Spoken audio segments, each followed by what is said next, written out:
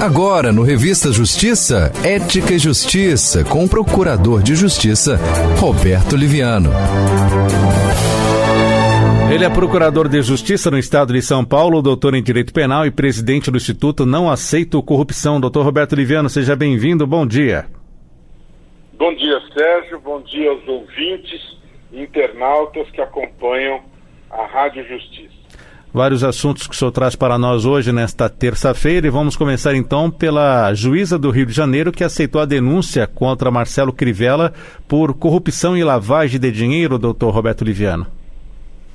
Pois é, vamos primeiro aproveitar essa oportunidade, Sérgio, para explicar para os ouvintes e internautas o que significa ter sido aceita a denúncia, né? Porque nós temos aí momentos processuais diferentes e implicações diferentes decorrentes destas situações. Então, num primeiro momento, você tem uma suspeita, você tem evidências incriminadoras, você tem uma fase de investigação, né? Normalmente, essa investigação, ela se processa através de um inquérito. Esse inquérito pode ser policial, se for conduzido pela autoridade policial, por um delegado de polícia. Esse inquérito pode ser também, esse procedimento investigatório pode ser também conduzido pelo Ministério Público, até porque o Supremo Tribunal Federal já decidiu e reafirmou em mais de uma ocasião que o Ministério Público tem poder investigatório criminal, aliás, nos termos da posição firmada perante o mundo quando foi criado o Tribunal Penal Internacional, o Estatuto de Roma, firmado pelo Brasil. Muito bom. Então, naquele momento, nós temos a figura do suspeito, nós temos a figura do investigado.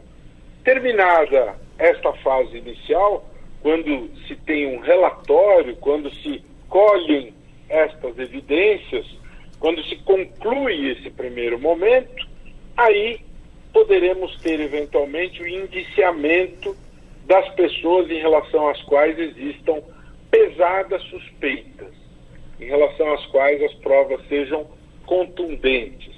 É o indiciamento formal, né? E aí, o Ministério Público, examinadas as provas reunidas, se entender que de fato essas provas elas são suficientemente consistentes para elaborar uma acusação formal, o Ministério Público elabora aquilo que se chama de denúncia. A acusação recebe o nome no campo criminal de denúncia. É isso que aconteceu contra o ex-prefeito do Rio de Janeiro, Marcelo Crivella. Ele foi acusado formalmente dos crimes de corrupção, lavagem de dinheiro e outros crimes do colarinho branco, tendo em vista todas as suspeitas, todas as evidências reunidas contra ele durante a fase investigatória. O Ministério Público apresentou essa denúncia, essa acusação formal, ao Poder Judiciário. E aí o juiz, examinando esta acusação, ele vai decidir se ele recebe a denúncia ou se ele rejeita a denúncia. Receber a denúncia, obviamente, não significa condenar o acusado, significa simplesmente que foi considerada essa denúncia admissível. Significa dizer que os elementos mínimos necessários, mínimos para se proclamar admissível essa acusação, estão presentes. E a partir daquele momento, o denunciado, investigado ou suspeito passa a ser considerado réu. Ele é um acusado, porque o Ministério Público ofereceu a acusação e essa acusação foi recebida pelo Judiciário. A partir de então, o acusado ou réu, Marcelo Crivella, agora ele é réu, ele tem o direito à ampla defesa e ele vai se defender desta acusação dentro do processo criminal através do seu advogado. E no devido processo legal vai apresentar as provas e a fazer as alegações que entender pertinente, e ao final do processo o juiz ele elaborará uma sentença, que é uma decisão de mérito sobre esta acusação.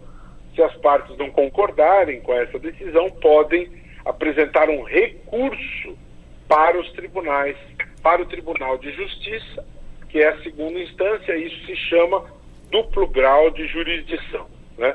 Então essa é a situação que nós temos no Rio de Janeiro, tão castigado pela corrupção. 6 governadores, desde Moreira Franco, Garotinho, Rosinha Garotinho, Sérgio Cabral, Pezão, Wilson Witzel, 6 governadores seguidos, atingidos pelo vírus da corrupção, e agora também o ex-prefeito Marcelo Crivella, acusado formalmente, réu por corrupção e lavagem de dinheiro. Essa acusação foi recebida em escândalos envolvendo atividades da área do turismo no Rio de Janeiro, acusações graves de desvios de verbas, envolvendo um esquema grande, envolvendo grandes somas, e agora o assunto está nas mãos da Justiça, onde ele vai ter direito de se defender, e ao final teremos a palavra final da Justiça em relação a essa acusação. Muito bem, saindo do Rio de Janeiro, vamos falar sobre vazamento de dados. O Brasil é o país com mais informações roubadas de cartões, doutor Roberto Liviano? Pois é, essa é uma notícia que exige de todos e todas que estão nos escutando, nos acompanhando pela internet, extrema atenção, né? É um alerta que exige extrema atenção para esta chamada. O Brasil é campeão de roubos de dados, de cartões, de fraudes digitais, de fraudes eletrônicas.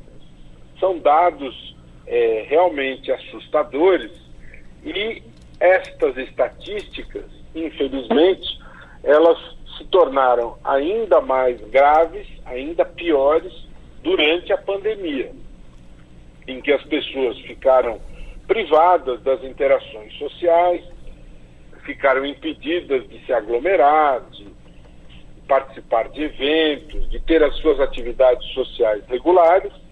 Em virtude disto, passaram mais tempo navegando na internet, fazendo compras pela internet, e desta maneira se expondo mais a riscos. Portanto, é necessário ter extremo cuidado em relação a estas interações. Que tipo de cuidado? Cuidados com links suspeitos, cuidados com prevenções possíveis. Por exemplo, é possível que sejam feitas configurações dos cartões das pessoas para que cada compra que efetivamente se faz, haja um alerta que você recebe no seu celular. Eu, por exemplo, tenho, quando eu faço uma compra através do meu cartão, eu sou avisado no meu celular que eu fiz tal compra através do meu cartão. Ou seja, se eu recebi um alerta de uma compra que eu não fiz, eu tenho condições imediatas de fazer a contestação dessa compra. E isso é muito importante para que fraudes sejam verificadas e prejuízos sejam evitados. Outra questão importante, não ceder os dados de cartões, não permitir o manuseio de cartões, de dados virtuais, digitais, por terceiros, né? Não permitir este manuseio indevido. Tomar muito cuidado com o uso do seu cartão em maquininhas. Às vezes, esse cartão ele é inserido em maquininhas falsas, e nessas maquininhas os dados do cartão são capturados fraudulentamente, e depois o cartão é inserido numa maquininha verdadeira. Então, é necessário um acompanhamento visual muito de perto em relação à inserção do seu cartão nestas maquininhas, porque pode haver a captura dos seus dados. E também Sérgio, e ouvintes, internautas que acompanham a Rádio Justiça, a meu ver, é necessário um aperfeiçoamento da legislação em relação a estes crimes cibernéticos. Ainda temos lacunas a serem preenchidas em relação a isso. A punição praticamente inexiste. Nós temos aí a possibilidade de punir através, eventualmente, do artigo 171 do Código Penal, como estelionato, como qualquer outro, mas não temos uma tipologia punitiva desenvolvida em relação a essas condutas, né? Temos tido muitas fraudes através da captura criminosa de aplicativos como o WhatsApp e outros. É necessário configurar, instalar no seu aparelho a dupla verificação, assim como nas redes sociais. São barreiras que dificultam o acesso e estas fraudes. Portanto, a prevenção é a melhor solução. Doutor Roberto Liviano, vamos falar de um outro assunto, vacinas. Eu vou até aproveitar uma notícia que foi divulgada aqui no portal do Supremo Tribunal Federal, que o ministro Ricardo Lewandowski, ele determina que o governo detalhe ordem de preferência em grupos prioritários. E junto com isso, eu pergunto para o senhor sobre esse ritmo da vacinação, se isso pode atrapalhar a retomada da economia em 2021. Infelizmente pode.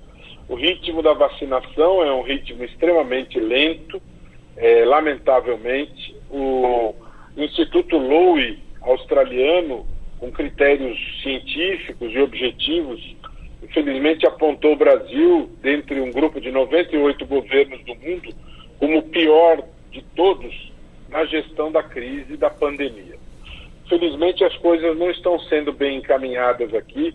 O ritmo da vacinação é lento, não existe transparência, há grande opacidade, nós não temos tido um planejamento adequado, as seringas e agulhas não foram adquiridas, não há um bom plano logístico, não há vacinas para todos num país continental como o Brasil, e lamentavelmente este cenário ele é problemático, em primeiro lugar, do ponto de vista da saúde pública, porque os óbitos aumentam e o fato de não termos a vacina disponível continua levando vidas humanas e destroçando famílias.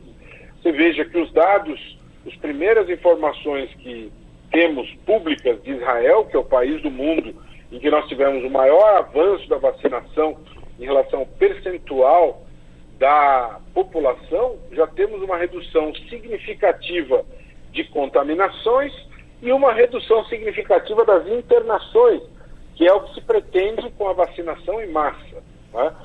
E há outra consequência que é natural, instintiva e óbvia, que é a questão da confiabilidade, a questão da retomada das atividades.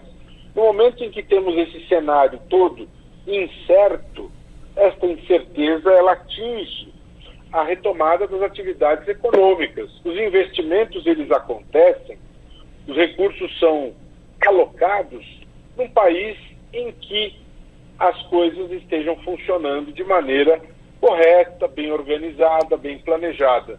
No momento em que a vacinação não acontece no ritmo desejável, os investidores eles temem colocar e investir os seus recursos.